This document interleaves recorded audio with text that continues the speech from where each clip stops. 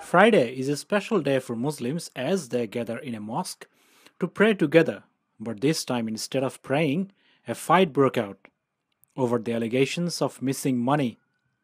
Photographers were physically assaulted, journalists verbally abused, a violent brawl in a quiet suburb at a nearby mosque in Melbourne. What is even more disturbing is that some believe that the missing money, millions of dollars, has been sent overseas to extremist groups like ISIS.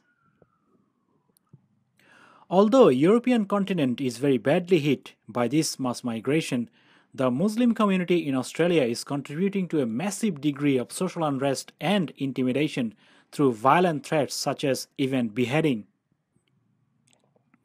The latest contribution came from a student as young as 11 years old who threatened to behead a schoolteacher. On one occasion, she was pushed into a corner by these students who then began marching around her chanting the Quran.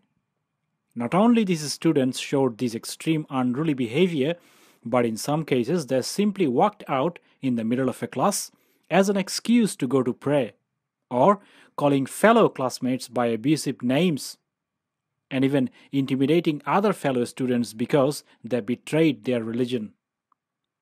On another occasion, they wanted to fly a Syrian flag inside the classroom.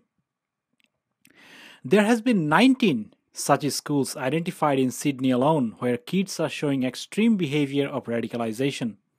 And hence the question is why these so-called radicals would be allowed to walk freely after they threatened someone to behead? Another apparent question is whom these kids are learning these things from.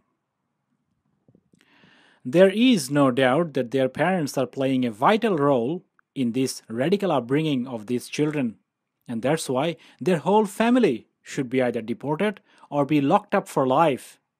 How hard it is to say enough is enough. But in the face of all this, the authorities not only failed to take appropriate steps to punish these boys and their family, but they even made policies which is very un-Australian, as in some cases, Muslim boys are legally permitted not to shake hands with women. Violent crimes in Australia, and particularly in the state of Victoria, are increasing at a colossal scale as African migrants are committing heinous crimes on a regular basis. And these crimes such as robbery, gun violence and carjacking, which are being carried out mostly by these Sudanese migrants, sometimes become as violent as gang rapes. So the apparent question is, why do we need to import this cultural nightmare into our society? But then again, the media would downplay this serious issue as they did last year when a Muslim man shouted Allahu Akbar, an Arabic term which means Allah is greater, while stabbing his victim to death. During this ordeal, he also killed a dog. In the case of Brook Street Mall rampage, the media downplayed the actual issue of Islamic extremism very, very severely, which I explained in a previous video. Islamization in Australia takes an ugly turn as we are faced with thousands of cases of female genital mutilation as well as a sharp increase in the victims of child marriage.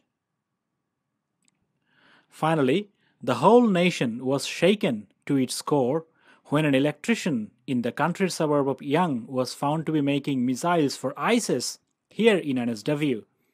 Anxious residents fear that their suburb is being taken over by people whose appearance poses extreme threat to the community as well as their seemingly unwelcoming behavior, while multiple wives of Muslim men drain the money of the hardworking taxpayers. Thanks for watching, and if you like this video, please give it a thumbs up and share this message, and please also consider subscribing if this kind of materials you would like to see in future as well. Thanks for your time.